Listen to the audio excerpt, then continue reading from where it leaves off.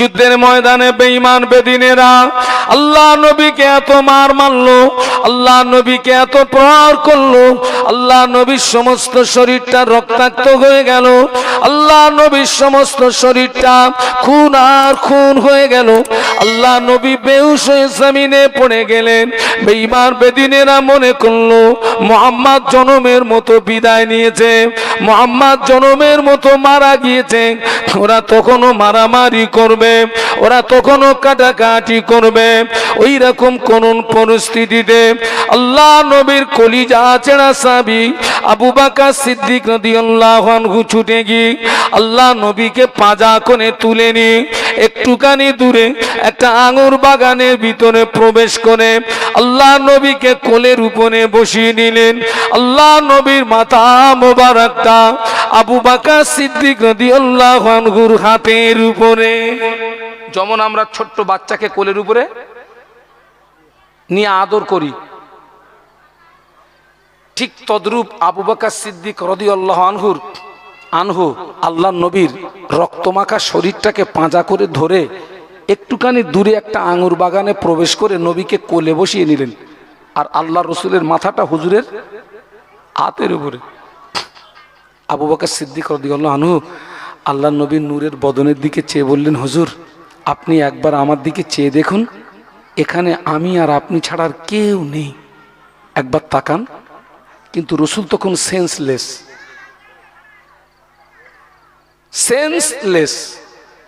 বেহুশ, কোনো কথা বলতে পারছেন না।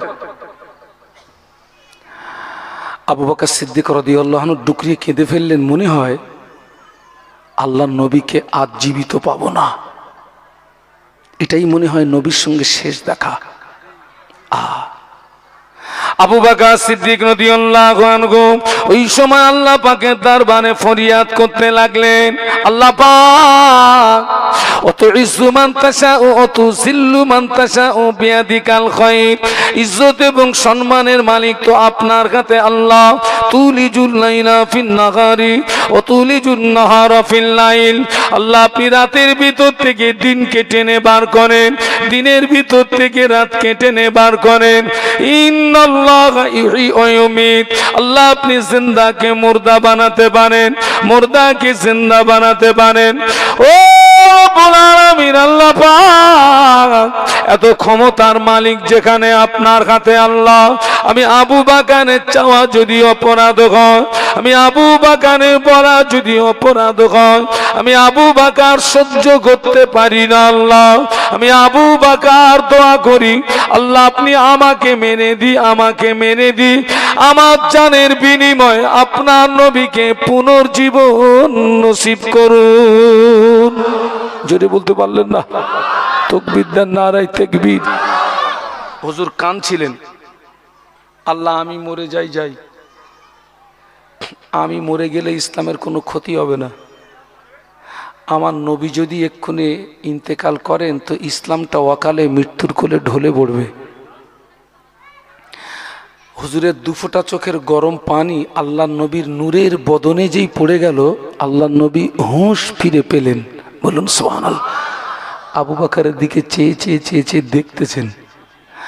আবু বকর সিদ্দিক রাদিয়াল্লাহু আনহু আল্লাহ নবীর পেশানিতে একটা চুমা দিলেন, দিয়ে বলছেন, হুজুর আপনার কষ্ট হচ্ছে? শারীরিক কোনো কষ্ট, নিঃশ্বাসের কোনো কষ্ট?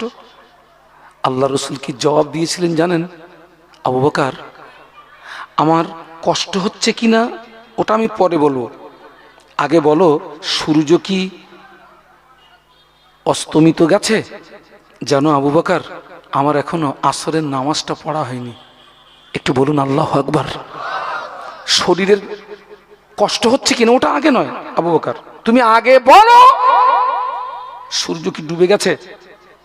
হুজুর সূর্য ডুবে যায়নি, সূর্য ডুবে যাবার পূর্ব মুহূর্ত আর কিছু সময় পরে সূর্য অস্তমিত যাবে। রসুল বললেন, আবু বকর আমার হাত দুটো ধরে দাঁড় করিয়ে দাও না। হুজুর আপনার সমস্ত শরীরটা রক্তাক্ত, খুন আর খুন, আপনাকে এখন নামাজ পড়তে হবে না, আপনি এখন একটু বিশ্রাম করুন, মাগরিবের নামাজের পরে নেই নামাজটা কাজা পড়ে দেবেন। রসুল বললেন, আবু বকর না, ও আবু বকর, বেঈমানের আমাকে পাথর দিয়ে আঘাত করেছে, পাথরের আঘাতে আমার সমস্ত শরীরটা জ্বালা যন্ত্রণা করে। অপরদিকে যদি আমি নামাজ ছেড়ে দিই, আমার রোগের যন্ত্রণা বেড়ে যাবে, আমার রোগের কষ্ট বেড়ে যাবে। ও আবু বকর, আমি পাথরের আঘাতের যন্ত্রণা সহ্য করতে পারছি, নামাজ ছেড়ে দিয়ে রোগের যন্ত্রণা সহ্য করতে পারবো না। ও আবু বকর, আমার হাত দুটো ধরে দাঁড় করিয়ে দাও, আমি রাসূলুল্লাহ সুন্নাতের নামাজ আদায় করে নি। আবু বকর সিদ্দিক রাদিয়াল্লাহু আনহু আল্লাহ নবীর হাত দুটো ধরে দাঁড় করিয়ে দিলেন। আল্লাহ নবী ওই পরিস্থিতিতে আসরের নামাজ আদায় করেছিলেন। আরো জোরে বলুন। চশমা তো আনিনি। ও হ্যাঁ, কিসের জন্য? আচ্ছা রাখ। একবার দরুদ শরীফ আল্লাহুম্মা।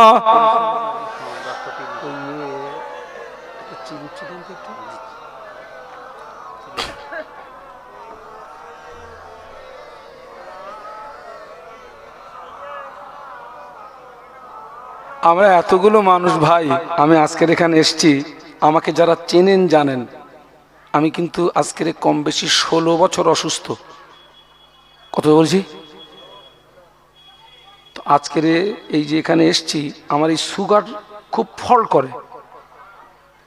আজকের এখানে আসতে আসতে 3 বার সুগার ফল করেছে। যখন আমি আপনাদের এ পর্যন্ত পৌঁছে গেছি, তখন আমি গাড়ির ভিতর থেকে যে উঠব, আমার এই ক্ষমতা নেই।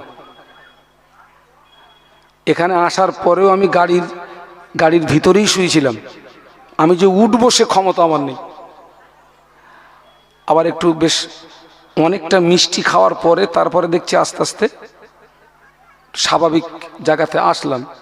সুগারের 70 মিষ্টি, আবার ফল করলের আসল ওষুধ মিষ্টি। আল্লাহ পাকের কি, হ্যাঁ, আল্লাহু আকবার।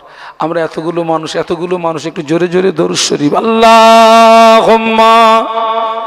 ছেলেরা জোরে জোরে পড়ো বাবা। হ্যাঁ,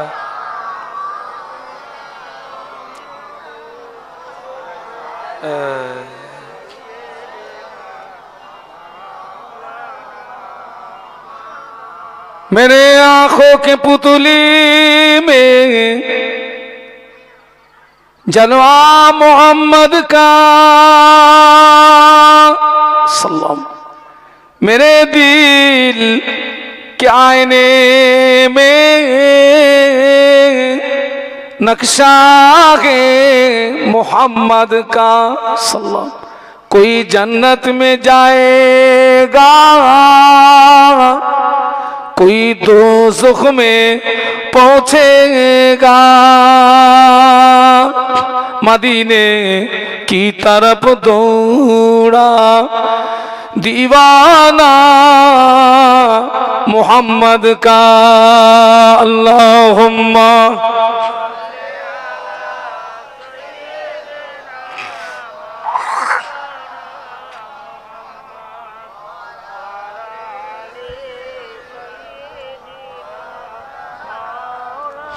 খুব সুন্দর লাগছে। একটু কলেমার জিকির লা ইলাহা ইল্লাল্লাহ, জবান খুলে।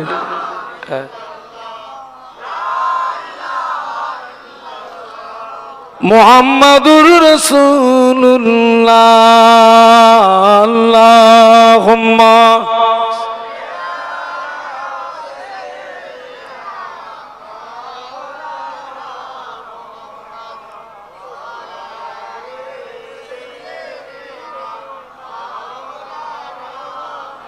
একটু বলুন আল্লাহু আকবার, আর একটু জবান খুলে বলুন। আমার ছেলেরা, যুবকেরা, জওয়ানেরা, মা বোনেরা, আজকের অন্তত এখান থেকে এতটুকু শিক্ষা নিয়ে বাড়ি যান, নামাজ ছাড়া যাবে না। এতটুকু শিক্ষা নিয়ে বাড়ি যান আজকের মাহফিল থেকে, পায়ে ধরে বলছি। একটা বিষয় লক্ষ্য করুন, আমার আগের বক্তা হামাস গোষ্ঠীদের কথা বলছিল না, তারা কি ন্যায়ের পক্ষে না অন্যায়ের পক্ষে? ন্যায়ের পক্ষে। কিন্তু আজকের তাদের পিছনে কেউ সহযোগিতা করার মতো কেউ আছে? 57টা মুসলিম দেশ, কটা? এরা যদি এক হয়ে হুঙ্কার দিত, ইসরায়েলের 14 পুরুষের ক্ষমতা ছিল ওখানে গিয়ে বোম্বিং করা। 57টা মুসলিম দেশ এদের কাঁচা মারতে মারতে ওদিকে পাটা পরিষ্কার, এদের কাঁচা মারতে মারতে। কেন জানেন? এই 57টা মুসলিম দেশের ভিতরে ঐক্য নেই। কি নেই বলেছি?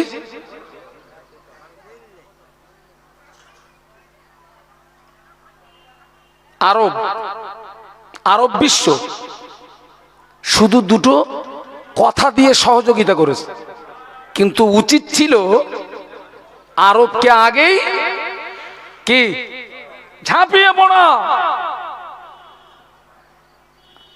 তার উচিত ছিল আগে। আমি এখানে বলবো অন্য মুসলিম আপনার কিছু কিছু অমুসলিম দেশ এখন কিন্তু হামাস গোষ্ঠীদের পক্ষে তারা কথা বলছে, আলহামদুলিল্লাহ বলুন। অমুসলিম দেশ, অমুসলিম দেশের প্রেসিডেন্ট তারা আজকের গাজার পক্ষে কথা বলছে, কিন্তু আমার মুসলিম দেশ পাকিস্তানের মতো একটা দেশ আজও পর্যন্ত কোনো বিবৃতি পায়নি, কোনো বিবৃতি নাই। বর্তমান যে পাকিস্তানের যে প্রেসিডেন্ট সে হচ্ছে আমেরিকার দালাল। যে ভালো মানুষ ছিল তাকে এখন দেখেছে কোথায়? জেলের ভিতরে। তিনি যদি থাকতেন আমার মনে হয় তিনি আগেই হুঙ্কার দিতেন। আল্লাহু আকবার। কথাটা বলার উদ্দেশ্য হচ্ছে এই যে আমি আপনাদেরকে বলছি বলুন আল্লাহু আকবার, কারণ হচ্ছে তামাম পৃথিবীর জমিনে মুসলমানদের আল্লাহ ছাড়া আর কেউ নেই, কেউ নেই। এই যে বন্দি বিনিময় চলছে না এখন, আপনারা একটা বিষয় লক্ষ্য করেছেন? একটা বিষয় লক্ষ্য করুন, এই কঠিন পরিস্থিতির ভিতরেও হামাস যাদেরকে জিম্মি করেছিল তাদেরকে যখন মুক্তি দিচ্ছে, তারা সুস্থ না অসুস্থ? তারাই বলছে হামাস গোষ্ঠীদের খাওয়া না হলেও আমাদেরকে তারা খাইয়েছে, আলহামদুলিল্লাহ বলবেন না? এবং হামাস যোদ্ধা যারা, তাদের আত্মীয় স্বজন, তাদের স্ত্রী ছেলে মেয়ে বোমের আঘাতে তারা শহীদি বরণ করেছে, কিন্তু তারা যাদেরকে জিম্মি করলো তাদেরকে তারা কোন রকমের তাদের সঙ্গে দুর্ব্যবহার নয়। এবং গত রাত্রে একটা আপনার ভিডিও দেখছিলাম, ইসরায়েলের একজন নারী যার নাম মায়া, সেই মায়া নামক মহিলা হামাস গোষ্ঠীদের আচরণে খুশি হয়ে হামাস যোদ্ধাদের একজন সদস্যর প্রেমে পড়ে গেছে, আলহামদুলিল্লাহ বলবেন না? সে যেতে চাচ্ছিল না, সে চাচ্ছিল আমি এদের সঙ্গেই থাকবো। আর যারা ইসরায়েলের কারাগারের ভিতরে যারা বন্দী, তাদের চেহারাগুলো দেখেছেন? আমার যে সমস্ত ভাইয়েরা বন্দী, কত অত্যাচার করেছে তাদেরকে, কত অত্যাচার। 25 বছর জেলের ভিতরে, আল্লাহু আকবার। 25 বছরের ভিতরে কত আত্মীয় স্বজন হারিয়ে ফেলেছে, কানতে কানতে বেহুশ হয়ে গেছে, সেন্সলেস হয়ে গেছে। দেশ কোথায়, কোথায় আছি? অথবা আমি বলতে চাচ্ছি আমাদের আল্লাহ ছাড়া আর কেউ নাই। ও যুবকেরা, যুবকেরা, মায়েরা, ও মায়েরা, গাজার মায়েদের দিকে তাকান, প্যালেস্টাইনের মায়েদের দিকে তাকান। যুবকদেরকে বলবো প্যালেস্টাইনের যুবকদের দিকে তাকাও। আল্লাহ রসুল সাল্লাল্লাহু আলাইহি ওয়াসাল্লাম দ্বীন ইসলামকে প্রতিষ্ঠিত করতে গিয়ে কাফেরদের মোকাবেলা করতে হয়েছে, কিন্তু রসুল যখন কাফেরদের মোকাবেলা করেছেন নামাজ বাদ দিয়ে মোকাবেলা করেননি, নামাজ কায়েম করেই তিনি কাফেরদের মোকাবেলা করেছেন। বলুন সুবহানাল্লাহ। জামাতে নামাজও রানিং, যুদ্ধ রানিং, বলুন সুবহানাল্লাহ। হামাস গোষ্ঠীদের একটা ফটো আমি ভিডিও আমি দেখেছি, আপনার টানেলের ভিতরে তারাও 5 ওয়াক্ত নামাজ বা জামাত আদায় করে। জামাতে নামাজও রানিং, যুদ্ধ রানিং। জোরে বলুন সুবহানাল্লাহ। আর আমরা কি করছি? আমরা কি যুদ্ধের ভিতরে, টানেলের ভিতরে, জেলের ভিতরে? মুসলমানের ছেলে তুমি, তোমার ভিতরে নামাজ নাই? কিসের মুসলমান তুমি? আল্লাহ রসুল বলেছেন, মান তারাকা সালাতাম মুতাআম্মিদান ফাকাত কাফার। যে ব্যক্তি ইচ্ছাকৃত নামাজ ছেড়ে দিল, ওই লোকটা কুফরি করলো। কি করলো? কুফরি করলো। আপনাদেরকে ভালোবেসেই কথাটা বলছি, বিশ্বাস করুন আমি আপনাদেরকে ভালোবাসি। একটা মুসলমানের গায়ে আঘাত মানে ওই আঘাতটা একটা মুসলমানের গায়ে হলো না, তামাম পৃথিবীর মুসলমান কি আঘাত করা হলো। আল্লাহকে সাক্ষী রেখে বলছি, আল্লাহ আমাকে হজের পিরিয়ডে 2 বার আল্লাহ আমাকে আরাফাতের ময়দানে নিয়ে গেছেন। যে আরাফাতের ময়দানে কোনো হাজি যদি 9 জিলহজ কিছুক্ষণের জন্যে আরাফাতের ময়দানে না যান, ওনাকে হাজি বলা যাবে না। এবং যে আরাফাতের ময়দানে প্রতি মুহূর্তে হাজিদের দোয়া আল্লাহ পাকের দরবারে কবুল হয়ে যায়। ভাই জানেন, আরাফাতের ময়দানের হুকুম হলো, কেউ যদি ইচ্ছাকৃত 1 ওয়াক্ত নামাজ ছেড়ে দেয়, আল্লাহ তাকে 2,88,00,000 বছর জাহান্নামের আগুনে ফেলে পোড়াবে। আর আরাফাতের ময়দানের হুকুম হলো, বান্দা তুই মোনাজাতের ভিতরে ইচ্ছা করে মাগরিবের নামাজ কাজা করে দে। যদি কথাটা বুঝতেন, অটোমেটিক আপনাদের জবান থেকে সুবহানাল্লাহ বেরিয়ে যেত। 1 ওয়াক্ত নামাজ যদি কেউ ইচ্ছাকৃত ছেড়ে দেয়, 2,88,00,000 বছর আল্লাহ জাহান্নামের আগুনে ফেলে পোড়াবে। আবার আরাফাতের ময়দানের হুকুম হলো, নামাজের ভিতরে আল্লাহ বলছে, বান্দা তুই নামাজের ভিতরে, তুই মোনাজাতের ভিতরে ইচ্ছা করে মাগরিবের নামাজ কাজা করে দে, তো মাগরিবের নামাজ পড়তে হবে না। জোরে বলুন, আরো জোরে বলুন। ওই নামাজটা তুই মুজদালিফায় গিয়ে পড়ে দিবি, এখানে পড়তে হবে না। তুই আমার কাছে দোয়া কর। রাসূল বলেছেন, আদ-দুআ ও মুখুল ইবাদাহ, দোয়া হচ্ছে ইবাদতের মূল। সুবহানাল্লাহ বলুন। আমার ছেলেরা, আমার যুবকেরা, আমার জওয়ানেরা, বাবা আমাদেরকে একটু পরিবর্তন হতে হবে, ভালো হতে হবে, ভালো হতে হবে। আল্লাহ কোরআনে বলেছেন, ওয়াসজুদ ওয়াক্তারিব। নামাজের বাংলা মানে কি বলতে পারেন? কে বলতে পারেন? নামাজ কোন শব্দ? নামাজ, নামাজ হচ্ছে ফার্সি শব্দ, আরবি হচ্ছে সলাত। আর নামাজের বাংলা মানে হলো নিকট থেকে আরো নিকটবর্তী হওয়া। নামাজের বাংলা মানে কি বলেছি? নিকট থেকে আরো নিকটবর্তী হওয়া, কিংবা অথবা কারোর দিকে মুখ ফিরানো। ওই যে নামাজের পাটিতে দাঁড়িয়ে আমরা কি বলি? ইন্নী ওয়াজ্জাহতু ওয়াজহিয়া লিল্লাযী ফাতারাস সামাওয়াতি ওয়াল আরদ হানিফা ওয়া মা আনা মিনাল মুশরিকিন। আল্লাহু আকবার। নামাজের বাংলা মানে নিকট থেকে আরো নিকট। আল্লাহ নবী সাহাবীরা জিজ্ঞাসা করেছিলেন, ইয়া রাসূলুল্লাহ, হাবিবাল্লাহ, বান্দা আল্লাহর নিকটস্থ হয় কখন? আল্লাহ নবী বলেছিলেন, ও সাহাবীরা, বান্দা যখন নামাজি সিজদায় চলে যায়, বান্দা তখন আল্লাহর নিকটস্থ হয়ে যায়। আল্লাহ নবী বললেন, ও আমার সাহাবীরা, তোমরা যখন নামাজে সিজদা দেবে, ওই সময় মনে করবে আমি আমার আল্লাহ পাকের কুদরতি কদমে সিজদা দিচ্ছি। ও সাহাবীরা, তোমরা যখন নামাজে সিজদা দেবে, ওই সময় মনে করবে যে আমি আমার আল্লাহ পাকের কুদরতি কদমে সিজদা দিচ্ছি। আল্লাহ কোরআনে বলেছেন, ওয়াসজুদ ওয়াক্তারিব, সিজদা দাও, আমার নিকটবর্তী হয়ে যাও। বলুন সুবহানাল্লাহ। আপনি যদি নামাজ ছেড়ে দেন, আপনার সঙ্গে আল্লাহ, আপনি যদি নামাজ ছেড়ে দেন, রবের সঙ্গে আপনার কোনো সম্পর্ক থাকলো না, কোনো সম্পর্ক নাই। হ্যাঁ, কথাটা আমি ভুলে গেলাম। ওই আরাফাতের ময়দানে আমি আপনাদের জন্য কেঁদেছি। আল্লাহকে সাক্ষী রেখে তামাম পৃথিবীর মুসলমানদের জন্য আমি কেঁদেছি, তামাম পৃথিবীর মুসলমানদের জন্য।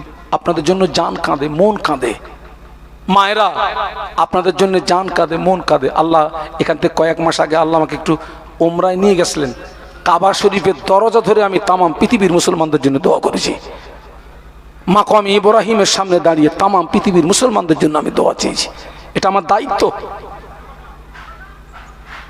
এখানে যত মানুষ আছেন, নারী পুরুষ, আপনাদের সঙ্গে আমার ব্লাডের কোনো কানেকশন নাই, আত্মীয়তার কোনো বন্ধন নাই।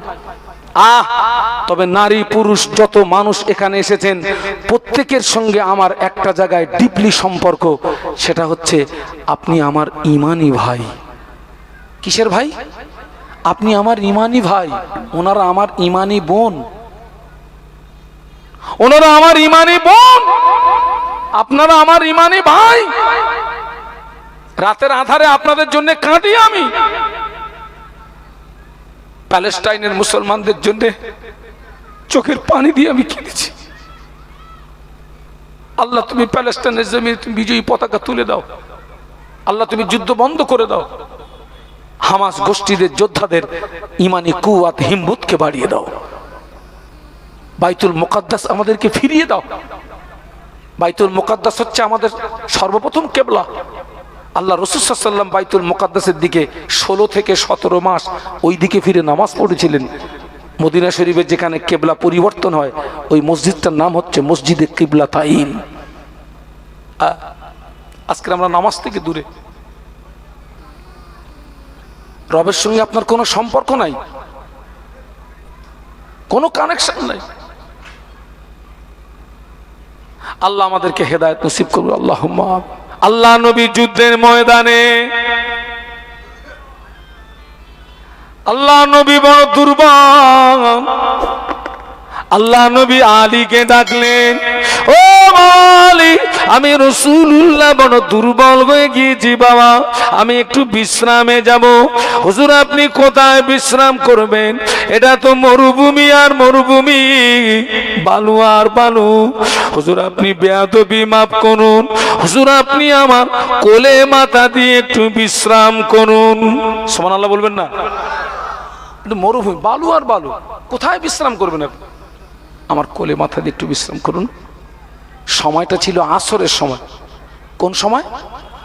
আল্লাহ রাসূল সাল্লাল্লাহু আলাইহি ওয়াসাল্লাম আসরের নামাজ আদায় করে নিয়েছেন, কিন্তু কোনো কারণবশত আলী কাররামাল্লাহু ওয়াজহাহু আসরের নামাজ পড়া হয়নি। আর রাসূল কার কোলে মাথা দিয়ে শুয়েছেন? আলী। সূর্য আস্তে আস্তে আস্তে আস্তে মাগরিবের রক্তে চলে গেছে। আলী হুজুরের মনে পড়ে, আল্লাহ আমার যে নামাজ পড়া হয়নি, উপায়?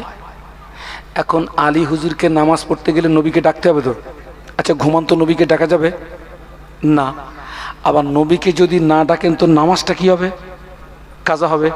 আর ওই যে এক ওয়াক্ত নামাজ যদি ইচ্ছাকৃত ছেড়ে দেয় 2,88,00,000 বৎসর জাহান্নাম। আলী কাররামাল্লাহু ওয়াজহাহু হুজুরের জাহান্নামের কথা মনে পড়ে গেছে। আল্লাহ নবীকে তো ডাকতে পারছে না, কিন্তু নামাজ যদি কাজা হয়ে যায়, আমি জাহান্নামের আগুন তো সহ্য করতে পারবো না। মদিনার মসজিদে নববী শরীফে আল্লাহ নবী বসে আছেন। ফেরেশতা জিবরাইল আমিন আলাইহিস সালাম আল্লাহ নবীকে এসে সালাম দিলেন, আসসালামু আলাইকা ইয়া রাসূলুল্লাহ হাবিবাল্লাহ। আল্লাহ নবী সালামের জবাব দিয়ে ফেরেশতা জিবরাইলের দিকে তাকিয়ে থাকে। ফেরেশতা জিবরাইল আমিন আলাইহিস সালামের চেহারাটা বিকৃতি হয়ে গিয়েছে, বিকট আকৃতি, থরথর করে কাঁপে, চোখ দিয়ে টপ টপ করে পানি টুসা গড়িয়ে যায়।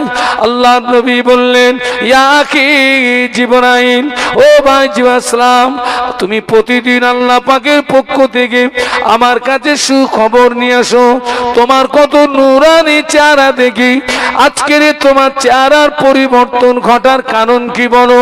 ফেরেশতা জিবরাইল আমিন আলাইহিস সালাম বলেছিলেন, ইয়া রাসূলুল্লাহ হাবিবাল্লাহ, আমার চেহারাটা বিকৃতি হয়ে গেল, কারণ হলো আমি জিবরাইল এই মুহূর্তে আল্লাহ পাকের কঠিন জাহান্নাম থেকে ঘুরে আসলাম। আল্লাহর জাহান্নাম এত সত্য জায়গা, ওই জাহান্নামকে পরিদর্শন করার সঙ্গে সঙ্গে আমার চেহারাটা বিকৃতি হয়ে হয়ে গেল। আল্লাহ নবী বললেন, ইয়া কি জিবরাইল, ও আসলাম, জাহান্নামের ভিতরে কি কি পরিদর্শন করলে ভাই, আমাকে একটু শোনাও না ভাই। ফেরেশতা জিবরাইল আমিন আলাইহিস সালাম বললেন, ইয়া রাসূলুল্লাহ, হাবিবাল্লাহ, জাহান্নাম হলো 7টি। জাহান্নামের একটি দরওয়াজা থেকে অপর দরওয়াজা 70 বছরের রাস্তাবে, একটি দরওয়াজা থেকে অপর দরওয়াজা তাপ 70 গুণে বেশি হবে। আল্লাহ পাক জাহান্নামের আগুনকে 1000 বছর জ্বালালেন, জাহান্নামের আগুনের রং হলো সাদা।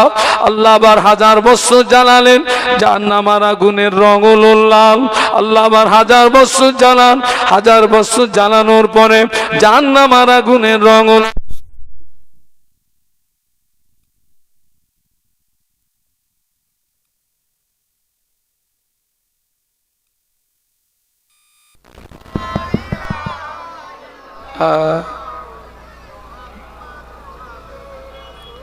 আল্লাহুম্মা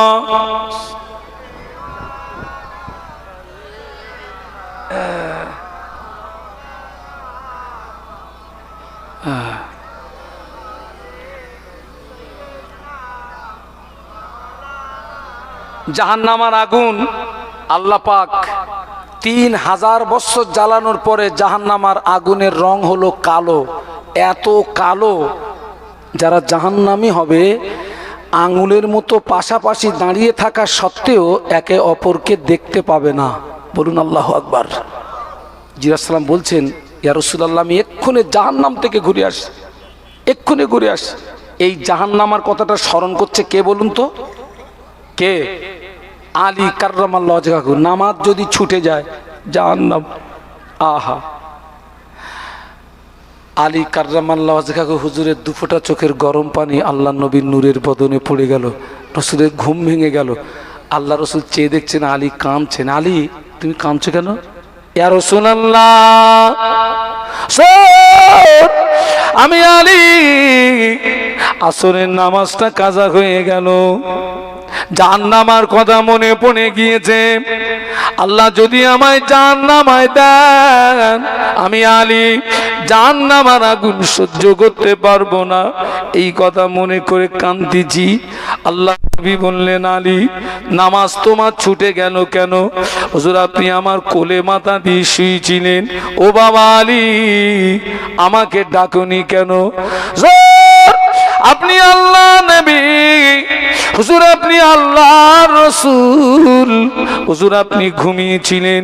আমি যদি আপনাকে ডাকি আপনার সঙ্গে বেয়াদবি হবে, আল্লাহ পাক নারাজ হয়ে যাবে। আমি আলী আপনাকে ইজ্জত করতে গিয়ে ডাকি না। আল্লাহ নবী বললেন, ও বাবা আলী, আমাকে ইজ্জত করতে গিয়ে তুমি আসনের নামাজ ছেড়ে দিয়েছো। আমি রাসূলুল্লাহ, আমি তোমাকে আসনের নামাজ কাজা করতে দেব না। আরো জোরে বলুন, আরো জোরে বলুন। কিন্তু সূর্য তো অস্তমিত হয়ে গেছে।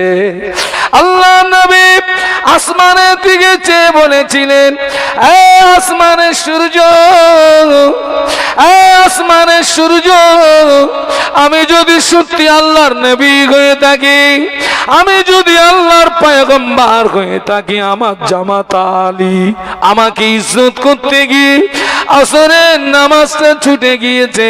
এই আসমানের সূর্য, তুই আল্লাহর হুকুমে তুই মাগরিবের রক্ত থেকে উঠে আসরের রক্তে চলে আয়।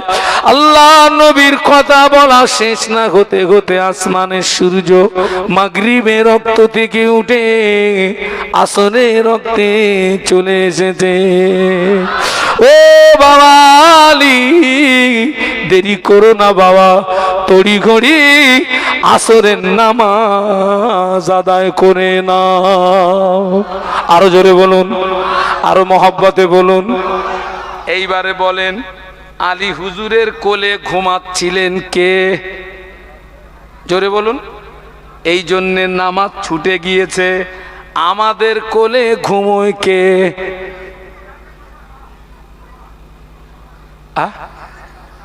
শয়তান। ও তাহলে আপনারা শয়তানকে দেখতে পান? চোখের জ্যোতি তো কম না, চশমা লাগিয়েও শয়তান দেখতে পাইনি এখনো। আমার ছেলেরা, আমার মূল যেটা আমার মেন রোড, তার থেকে আমি এখন কিন্তু অনেক দূরে। আমার মেন লাইন ছিল আলেম ধ্বংস হয়ে যাবে, নাজাত পাবে কারা? মনে নেই কারা? আমলকারী। তাহলে জানলে হবে না, কি করতে হবে? আল্লাহ যেন আমাদের নামাজের উপরে আমল করার তৌফিক দেন। বলুন আমিন, বলুন আল্লাহুম্মা আমিন। রাসূলুল্লাহ আর এক ধাপ এগিয়ে গিয়ে বলছেন আমলকারীও নাজাত পাবে না। একটু আগে কি বলেছেন? পাবে। এবারে বলছেন আমলকারীও নাজাত পাবে না। আল্লাহ নবী বললেন আলামিলুনা কুল্লুহুম খালিকুনা ইল্লাল মুখলিসুন। আল্লাহ নবী বললেন সমস্ত আমলকারী ধ্বংস হয়ে যাবে, আমলকারী বরবাদ হয়ে যাবে, কিন্তু যারা ইখলাসের সঙ্গে, খুলুসিয়াতের সঙ্গে, লিল্লাহ আল্লাহকে রাজি করানোর জন্য, আল্লাহকে খুশি করানোর জন্য, আল্লাহকে সন্তুষ্টি করানোর জন্য যারা আমল করবে, ওই আমলকারীরাই নাজাত পেয়ে যাবে। আপনি নামাজ পড়েছেন, আমল করেছেন, আপনার উদ্দেশ্য হলো লোকে আপনাকে নামাজি বলবে, তাই ওই নামাজিটা ধ্বংস হয়ে যাবে। আপনি রোজা রেখেছেন, আমল করেছেন, আপনার উদ্দেশ্য হলো লোকে আপনাকে রোজাদার বলবে, তাই ওই রোজাদারটা ধ্বংস হয়ে যাবে। আপনি হজ করেছেন, আমল করেছেন, আপনার উদ্দেশ্য হলো লোকে আপনাকে হাজী বলবে, তাই ওই হাজী সাহেব ধ্বংস হয়ে যাবে। আপনি মাহফিল দিয়েছেন, আমল করেছেন, আপনার উদ্দেশ্য হলো লোকে আপনাকে বাহবা দেবে, তাই ওরা ধ্বংস হয়ে যাবে। আমি হজ করছি, আমল করছি, আমার উদ্দেশ্য হলো লোকে আমাকে বড় হুজুর বলবে, তাই ওই আলেমটা ধ্বংস হয়ে যাবে। এই কথা বুঝতে পারছেন না? আমল করার পরেও ধ্বংস হবে। কেন? ওর নিয়ত খারাপ। কি খারাপ? ওই সেই বড় হুজুরের কথা শুরুটা মনে আছে? কি খারাপ? নিয়ত খারাপ। হ্যাঁ গা, লোক দেখানো নামাজি, লোক দেখানো রোজাদার, লোক দেখানো হাজি আছে না নাই? আজকের অধিকাংশ মাহফিল গুলো হচ্ছে লোক দেখানো। মানেন না? মানেন না? কায়দা করে মাহফিল দেবো, 40টা গরু ফেলবো, দিল্লি থেকে হুজুর আনবো, 10 গ্রামের লোক এসে বলবে উরে কামাই ধুনেছিস তো তোরা, সব বালির বাঁধ তৈরি হবে। যদি কমিটিদের নিয়ত হয় আল্লাহর সন্তুষ্টির উদ্দেশ্যে মাহফিল দেবো, অনেক সওয়াব পেয়ে যাবে। সুবহানাল্লাহ বলুন। আর আমার যদি নিয়ত হয় আমি এমন কায়দা করে ওয়াজ করব, এই এলাকার লোক বলবে শাহানুর আলম তো বহুত বাড়িয়া হুজুরে, বালির বাঁধ তৈরি হবে। আমার যদি নিয়ত হয় আল্লাহর সন্তুষ্টির উদ্দেশ্যে দুটো কথা বলবো, একটা ভালো কথা বলার কারণে আল্লাহর রাস্তায় 1 দিরহাম করে দান করলে যে সওয়াব, ওই সওয়াব আল্লাহ আমার নামায় আমলে দান করবেন। জীবনের প্রত্যেকটা নেক আমলের টার্গেট হবে একটা। জীবনের প্রত্যেকটা নেক আমলের টার্গেট হবে একটা। কি বলুন তো সেটা? ইন্না সালাতি ওয়া নুসুকি ওয়া মাহইয়ায়া ওয়া মামাতি লিল্লাহি রাব্বিল আলামিন। বলুন আল্লাহু আকবার। আরো জোরে বলুন আল্লাহু আকবার। আপনার জীবনের নামাজ, আপনার কুরবানি, আপনার বেঁচে থাকা, আপনার মরে যাওয়া, সব কিছুর মূল লক্ষ্য হবে আল্লাহকে রাজি করা, আল্লাহকে খুশি করা, আল্লাহকে সন্তুষ্টি করা। ওটাই হলো খাঁটি। ওই খাঁটি আমলকারীরাই নাজাত পেয়ে যাবে। আমি সেই জন্য বলি বাবা, আমল কম হোক, খাঁটি হোক, সলিড হোক, লাভ আছে। আমল কি হোক? কম হোক, কিন্তু সেটা যেন খাঁটি হয়। অনেক আমল করেছেন, ভেজাল মেরেছেন, কোনো লাভ নেই। আমি সেই জন্য বলি কম খান, মালটা হালাল খান। কেন? হারাম খোরের ইবাদত, জোরে বলুন, জোরে বলুন, কবুল হয় না খোকা। হারাম খোরের ইবাদত কবুল হয় না। আর হালাল মাল খেলে শরীরটা ভালো থাকবে, ইবাদত আমলগুলো কবুল হবে। একটু জোরে বলুন। আমল কম হোক, খাঁটি হোক। খাঁটি আমলে কত দাম জানেন? একটা খাঁটি আমলের ওসিলা দিয়ে কেউ যদি দোয়া চায়, আল্লাহ পাক ওই খাঁটি আমলের ওসিলায় বড় বড় বিপদ মুসিবত থেকে আল্লাহ বান্দাকে হেফাজত করে। খাঁটি আমলের ওসিলা দিয়ে দোয়া চাইলে আল্লাহ জীবনের গুনাহ মাফ করে দেয়। ও ছেলেরা, ও মেয়েরা, আমল কম করো, সলিড করো। বনি ইসরাইল গোত্রের তিনজন ব্যক্তি আল্লাহ জমিনে সফরে বেরিয়েছেন, আল্লাহর জমিনে ভ্রমণে বেরিয়েছেন। ও আমার ভাইরা, আমার ভাইরা, ওই তিনজন প্রতিমধ্যে ঝড় বৃষ্টি তুফান শুরু হলো। ঝড় বৃষ্টি তুফান থেকে বাঁচার জন্য ওই তিনজন ব্যক্তি একটি গুহার ভিতরে আশ্রয় নিল। দেখতে পাওয়া গেল বিশাল একটি পাথর গড়াতে গড়াতে ওই গুহার মুখটা এসে আটকিয়ে গেল। তিনজন ব্যক্তির জীবন যাওয়া ছাড়া কোনো রাস্তা নাই। ওই তিনজন পরামর্শ করে কঠিন মুসিবত থেকে বাঁচার রাস্তা হলো একটি, আমাদের জীবনে যদি কোনো নেক আমল থাকে ওই আমলের ওসিলা দিয়ে দোয়া চাই। আল্লাহর যদি দয়া হয় আল্লাহ বিপদ থেকে বাঁচিয়ে নেবে। তিনজনের ভিতর থেকে দুইজন ব্যক্তি দোয়া চেয়েছেন। পাথর কিছুটা সরে গিয়েছে, বার হওয়ার রাস্তা হয়নি। একজন ব্যক্তি বাকি আছেন, তিনি দোয়া চাইছেন এই একজনের দোয়ায় যদি পাথর সরে যায় তিনজন বাঁচবে। একজনের দোয়ায় যদি পাথর না সরে তিনজন পৃথিবীর জমিন থেকে বিদায় নেবে। তিনজনের ভিতর থেকে লাস্টের ব্যক্তিটা দোয়া চাইছে, ও রব্বুল আলামিন আল্লাহ পাক, আমি সারাদিন মাঠে বকরি চড়াতাম, আমি বকরির দুধগুলোকে দহন করে আমি আগে পান করি না, বিবি ছেলে মেয়েকে আগে দিই না। আল্লাহ পাক, বাড়িতে আমার আম্মা বড় দুর্বল, আমার আব্বা বড় দুর্বল, আমি দুধের আগে আমার আম্মাকে দিয়েছি, তারপরে আমার আব্বাকে দিয়েছি, তারপরে বিবি ছেলে মেয়েকে দিয়েছি। আল্লাহ নবী সাহাবী জিজ্ঞাসা করলেন, হুজুর খেদমত করব কার? নবী বললেন তোমার মায়ের। তারপরে কার? নবী বললেন তোমার মায়ের। তারপরে কার? নবী বললেন তোমার পিতার। তারপরে আল্লাহ নবী বললেন তোমার মায়ের। তিনবার বললেন তোমার মায়ের, চতুর্থবার বললেন তোমার পিতার। আল্লাহ নবী পিতা অপেক্ষা মায়ের ইজ্জত 3 গুণ বাড়িয়ে দিয়েছেন। ওই ব্যক্তিটা দুধ এনে আগে আম্মাকে দিয়েছে, গুহার ভিতরে হাত তুলে দোয়া চায়, ও রব্বুল আলামিন আল্লাহ পাক, ওই আমলটা যদি তোমাকে রাজি করানোর জন্য করে থাকি, আজ বিপদে পড়ে গিয়েছি, মুসিবতে পড়ে গিয়েছি, গুহার মুখ থেকে পাথরটা সরিয়ে দাও। মোনাজাত করা শেষ, গুহার মুখ থেকে টোটাল পাথরটাই সরে গিয়েছে।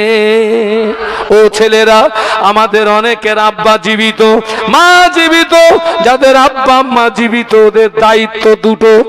1 নাম্বার দায়িত্ব আব্বা মায়ের সঙ্গে সুআচরণ করা। 2 নাম্বার দায়িত্ব পিতা মাতার জন্য দোয়া করা। যাদের আব্বা মা কবরে ওদের দায়িত্ব হলো একটা, ওদের জন্য মাগফিরাতে দোয়া করা। 5 ওয়াক্ত নামাজ পড়ুন, একটা দোয়া করুন, রব্বির হামহুমা কামা রব্বায়ানি সাগীরা। ও ছেলেরা, অনেকের আব্বা মা জীবিত, অনেকের আব্বা মা মৃত। জীবিত আব্বা মায়ের নামে দান করা যায়, মরা আব্বা মায়ের নামেও দান করা যায়। এখানে মসজিদে কাজ হবে, ওই আব্বা মায়ের সবরেসানির জন্য আমি অদম 1 নাম্বারে চাচ্ছি। আল্লাহর কোন বান্দা আছেন মসজিদের জন্য 5,000 টাকার ওয়াদা করতে পারেন? রসুলের হাদিস শোনাচ্ছি। আল্লাহ নবী বললেন, মান বানা লিল্লাহি মাসজিদান বানাল্লাহু লাহু বাইতান ফিল জান্নাহ। আল্লাহ নবী বললেন, যে ব্যক্তি আল্লাহর ঘর মসজিদ নির্মাণ করলো, আল্লাহ পাক ওই ব্যক্তির জন্য জান্নাতের ভিতরে একটা স্পেশাল ঘরে ব্যবস্থা করে দেবে। বলুন সুবহানাল্লাহ। এতগুলো মানুষ আছেন, আল্লাহর কোন বান্দা আছেন জীবনে কত টাকা কত দিকে চলে গিয়েছে বাবা, আল্লাহর ঘর মসজিদের জন্য এক নম্বরে একজন ব্যক্তি কে আছেন একটু হাতটা তুলে দেন, যে হুজুর আমি 5,000 টাকা আল্লাহর ঘর মসজিদে দান করব।